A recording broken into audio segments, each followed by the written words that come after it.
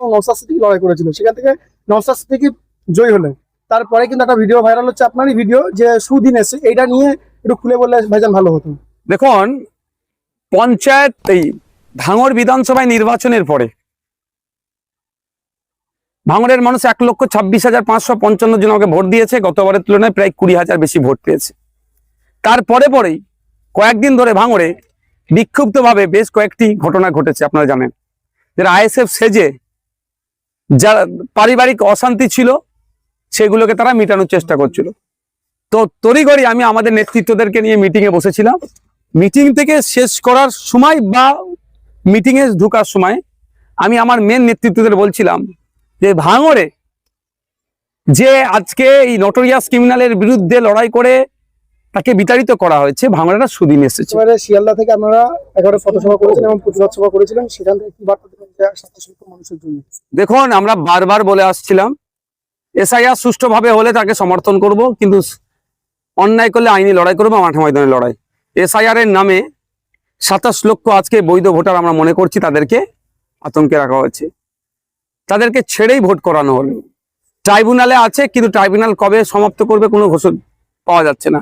এদিকে মানুষ আতঙ্কে আছে। সেই জন্য আমরা গত পরশুদিন কলকাতার রাজপথে আমরা বৃষ্টিতে ভেজে প্রতিবাদ মিছিল করেছি। তারপরে ডেপুটেশন দিয়েছি। ডেপুটেশন দেওয়ার পরে যেটুকু বুঝতে পেরেছি যে কোনো না কোনো জায়গায় এটা স্লো চলছে, যাতে স্পিড আপ করা হয় এবং একটা টাইম পিরিয়ড নির্দিষ্ট করার কথা আমরা বলেছি।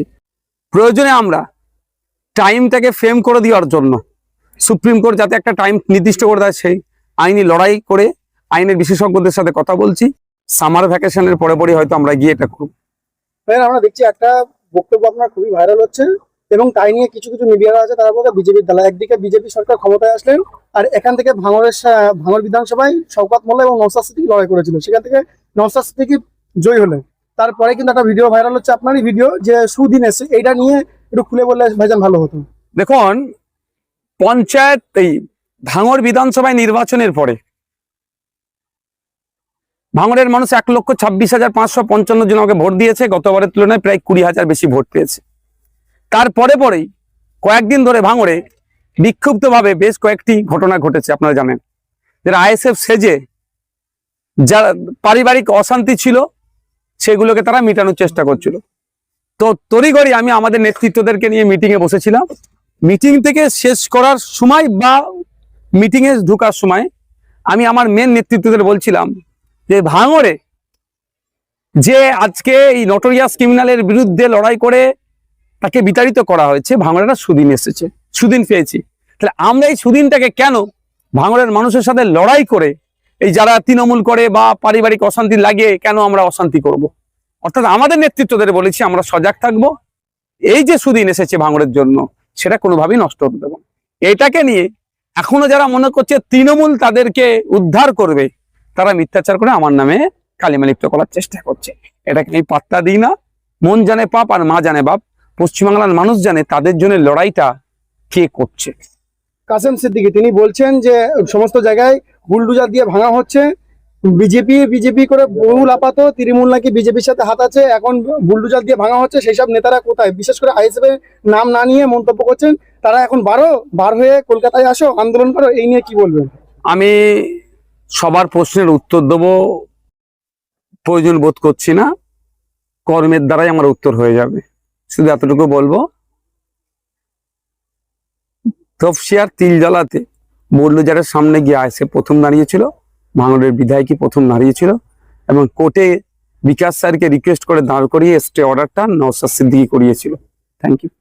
লাস্ট কোশ্চেন করবো, যে ভাঙড় বিধানসভায় নওশাদ সিদ্দিকী নাকি ভাঙড়ের মানুষের ভোটে জিতে নাকি প্রশাসনের দ্বারা জিতেছে, এমনটা কিন্তু মন্তব্য করছেন সেই বিধায়ক, কি বলবেন? সিসিটিভি তো থাকে, ওখানে রেকর্ড হয়, চ্যালেঞ্জ করতে বলুক না। ওনার সব থেকে বড় কথা, যিনি প্রার্থী ছিলেন তিনি একটা শব্দ খরচ করছেন। সে কথায় আছে না, মায়ের থেকে মাসির দরদ বেশি। বিভিন্ন অভিযোগ আছে, কারো জমি জায়গা জবরদস্তি দখল করে নিয়েছে।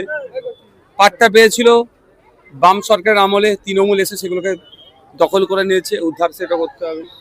একজনের ভাই হসপিটালে, সুমিত বাছাল সম্ভবত সেটির নাম, হসপিটালে ছিল, আরজি করে ভর্তি ছিল, সকাল থেকে তাকে পাওয়া যাচ্ছে না।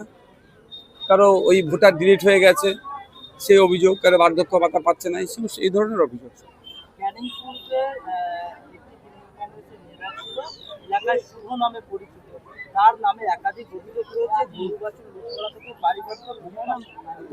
এখনো পর্যন্ত আপনারা ব্যবস্থা নেবেন?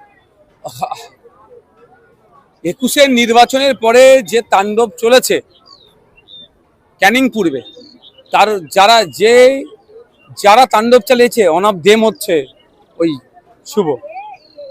নেবো না মানে সমস্ত রেডি হচ্ছে তথ্য, জেলের ভাত খাওয়াবো, সূর্যের মুখকে দেখতে দেবো না যা অন্যায় করেছে। 26-এর নির্বাচনের পরে আমরা দেখতে পাচ্ছি যে যারা তৃণমূল কংগ্রেসের নেতৃত্বরা আইএসএফ সমস্ত কর্মীদেরকে ভোট দিতে বারণ করেছিল, তারা আইএসএফ এর সঙ্গে হাতে দলীয় পতাকা নিয়ে তাণ্ডব চালাচ্ছে এলাকায়। যদি তারা আইএসএফ এর সাথে থেকে সাধারণ মানুষের তাণ্ডব চালায়, এই ধরনের যদি থাকে স্পেসিফিক আপনাকে কোনো তথ্য দেন, শুধু তাই নয়, এবং এটা বলছি বিজেপির সাথে থেকে, বিজেপি আইএসএফ কে যারা বিজেপির সাথে থেকে আইএসএফ কে যারা কালিমা লিপ্ত করতে চাইছে, এই ধরনের ফুটেজ আমাদের কাছে এসছে, আমরা তাদেরকে চিহ্নিত করার চেষ্টা করছি। আপনিও যদি তাদেরকে চেনেন আমাদেরকে দেন। অলরেডি ক্যানিং পূর্বের আমরা 3 জন লিডারকে আমরা বহিষ্কার করেছি, দল থেকে শোকজ করেছি, শোকজের সঠিক জবাব দিতে পারিনি, তাদেরকে বহিষ্কার করতে চলেছি।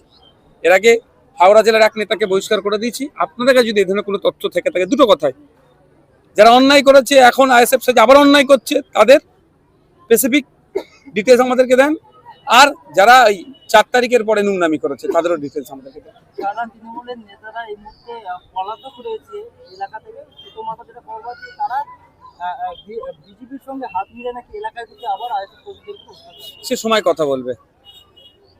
সামনে কুরবানি ঈদ নিয়ে যে ইস্যু চলছে, কি বলবেন? আমি তো বলবো আইনের বাইরে কাউকে যেতে কোনোদিন বলেছি? আইনের বাইরে আমি যেতে বলিনি কোনোদিন, আমি বলতে পারবো না। আইন মোতাবেক চলতে হবে। তবে হেভি সংখ্যার মানুষ, মুসলিম সমাজের মানুষ এবারে গরু জবাইকে বয়কট করেছে, সেটাকে আমি না বলতে পারবো না। অর্থাৎ সেটাকে আমি যেমন বিরোধিতা করছি না, গরু জবাই কেন বয়কট করেছে, আর আইন যেটা হচ্ছে আইনের আমি বিরোধিতা করতে পারবো না। সুতরাং যারা গরু জবাইকে বয়কট করেছে তাদের দিক থেকে তারা ঠিক কাজ করেছে, আর সাথে বলবো আইনকে মান্যতা দিয়েছে। হ্যাঁ, এই আইনকে চ্যালেঞ্জ করে আগামী দিনে কোর্টে যাওয়া যেতে পারে। ঈদের ছুটি একদম কমিয়ে দিয়েছে নতুন সরকার এসে, কি বলবেন? আর বিজেপি এমন করছে যেন আমরা জন্মের পর থেকে ঈদের ছুটি 10 দিন করে উপভোগ করতাম। আমাদের ভাগ্যে ঈদের 2 দিন ছুটি কোনোদিন ছিল না, এইবারই প্রথম হতো। এটা বলে রাখছি, এইবারই প্রথম হতো। তৃণমূলকে আমরা বারবার বলে এসেছিলাম ঈদের 5 দিন ছুটি। এবারে বকরা ঈদ অর্থাৎ ঈদুল আজহার 2 দিন ছুটি দিয়েছিল, এইবারই প্রথম শুরু করেছিল। ভাগ্যে সেটাও আমরা পেলাম না। তবে একটা কথা বলবো, শুনেন, এরা চাইছে মুসলমানদেরকে জব্দ করতে। মুসলমানদেরকে জব্দ করতে গিয়ে হিন্দু ভাইরা বেশি জব্দ করে যাচ্ছে, যেমন গরুটা করতে গিয়ে জব্দ করেছে। আচ্ছা, 100 জন সরকারি কর্মচারীর মধ্যে মুসলিম কজন আছে? একজনও খুঁজে পাওয়া দুষ্কর। তাহলে 2 দিন যদি ছুটি পেত, তাহলে 2 দিন হিন্দু সমাজের 99% যারা সরকারি কর্মচারী পরিবার পরিজনকে নিয়ে একটু আনন্দে থাকতে পারতো। হ্যাঁ, মুসলিম সমাজের ঈদের দিনে আগের দিনে গাওয়া, ঈদ করে আবার বেরিয়ে চলে আসতে হবে, দূর দূরান্তে যারা আছে কষ্ট হবে স্বাভাবিক। আরে সংখ্যালঘু তো সারা পৃথিবী জুড়ে দেখুন সংখ্যালঘুদের উপর দমন পীড়ন চলছে। সে মমতা ব্যানার্জির আমলেও হয়েছে, এই আমলেও হবে। এটা আমরা একটু বেশি করছে। তবে সেই মুসলমানদেরকে জব্দ করতে গিয়ে আবার 99% হিন্দু ভাইদের ছুটিটা কেটে নিল। ক্ষমতায় আজকে নির্বাচন হচ্ছে, সেখানকার কৃষ্ণ বলেছিল যে বিজেপির কাছে মাথা নত করবে না, অথচ বিজেপির কাছে আর্থিক সমর্থন। আমি তো অনেক আগে বলেছি 4-5-এ থাকবে, ওই জন্য তৃণমূল হয়তো বুঝিয়ে পড়িয়ে ওকে সরিয়ে দিয়েছে। প্রমাণ আজকে হয়েছে। এই আমরেশ্বরে আইএসএফ করার জন্য 2টো দোকান লুট হয়েছিল, সেই এলাকাটা সব ফাইল খুলবে, সব ফাইল হবে। 26 সালে আইএসএফ ফের আবার ক্ষমতা আসবে, কি তাদের বিরুদ্ধে? শুধু তাই না, এখান থেকে 10 হাত দূরে যান, আমার হাকিম বাবুর বাড়ি আছে। ভোট পরবর্তী হিংসায় শিকার হয়ে মাথায় রডের বাড়ি মেরেছিল, তিনি মারাও গিয়েছেন। আমাদের কম অত্যাচার হয়নি এই এলাকাটাতে। সব ফাইল খুলবে। এখনো সেই নেতারা এলাকাতে ঘুরে বেড়াচ্ছে, আইএসএফ এর কোনো স্টেপ নিচ্ছে না। আইসার কি মারবো নাকি, তাকে কি মারবে? এরকম কোনোদিন এই সংস্কৃতি আমরা বিশ্বাসী? আইনের মাধ্যমে করবে।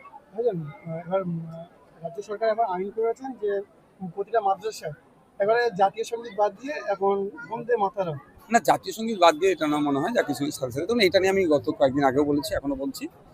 সুপ্রিম কোর্টে যেই বন্দে মাতরম গায়া নিয়ে অলরেডি মামলা হয়েছিল, আলোচনা হয়েছিল, সুপ্রিম কোর্টের একদম নির্দেশ, যে নির্দেশ, এবং সাথে সাথে এটাও বলি আপনাদের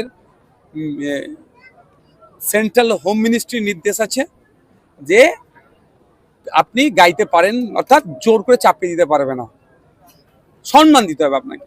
এবং এটাও বলি যে আপনার ঠিক মনে আসছে না, আমি এটাকে জাস্ট ছেড়ে রাখছি এখন, আপনি জোর করে চাপিয়ে দিতে পারবেন না, কারণ ইচ্ছায় গাইবে কিন্তু অপমান করতে পারবে না। ঠিক একইভাবে বন্দে মাতরম বলা গাওয়াটাকে মুসলিমদের উপরে চাপিয়ে দেওয়ার চেষ্টা হচ্ছে। আর্টিকেল 25, আর্টিকেল 30 পরিপন্থী, সুপ্রিম কোর্টের অর্ডারের পরিপন্থী, এটা অসাংবিধানিক মনে করছি। এটা নিয়েও আগামী দিনে আমরা আইনি চ্যালেঞ্জ করবো। রাজ্জাক খানের পরিবার অসহায়, আপনার সহযোগিতা চাইছে, এই অবশ্যই সহযোগিতা দেবো, তো আইনি লড়াই করবো, তার চাকরি ফিরে পাওয়ার লড়াই আমি থাকবো যাবেন তার বাড়ি? অবশ্যই। বাড়িতে যাওয়াটা বড় কথা নয়, তাকে আমরা সহযোগিতা করবো। Thank you.